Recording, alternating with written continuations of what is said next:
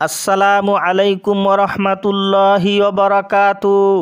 সম্মানিত ভিউয়ার্স, আপনাদের প্রতি ভক্তি শ্রদ্ধা রেখে আজকের আলোচনা শুরু করছি।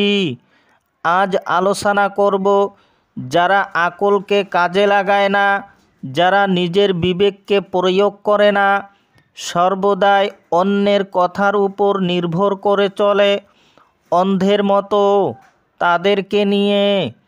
আশা করি ভিডিওটি শুরু থেকে শেষ পর্যন্ত শুনলে অনেক উপকৃত হবেন। দেখুন দরদি, পবিত্র কোরআনে বলা হয়েছে যে অধিকাংশ লোক সত্যকে পছন্দ করে না এবং অধিকাংশ লোককে দয়াময় আল্লাহ অজ্ঞ বলেছেন, অর্থাৎ মূর্খ বলেছেন, এবং অধিকাংশ লোক সত্যই জানে না। এর কারণ হচ্ছে অধিকাংশ লোক অন্যের কথার উপর বিশ্বাস করে চলে, নিজের জ্ঞান বুদ্ধি কাজে লাগায় না।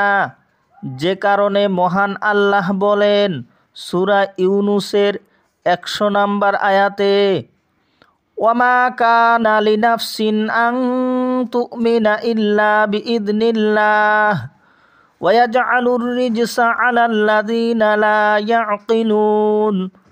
অর্থ, আল্লাহর বিনা হুকুমে কেউ বিশ্বাসী হতে পারে না।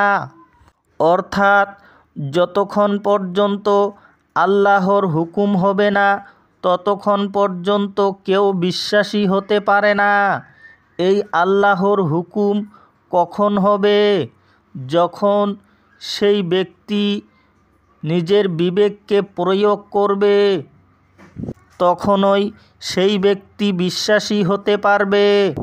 কেননা এই আয়াতের শেষে বলা হয়েছে যে যারা বিবেককে প্রয়োগ করে না তাদেরকে আল্লাহ অপবিত্রতা ও অপমানের মালা পরিয়ে দিবেন। তাই হে দরদি, আমরা অন্ধের মতো অন্যের কথার উপর নির্ভর না করে নিজের বিবেককে কাজে লাগাই এবং একজন আল্লাহর অলির সঙ্গ নিয়ে নিজের নিভানো প্রদীপটি জ্বালিয়ে নেই।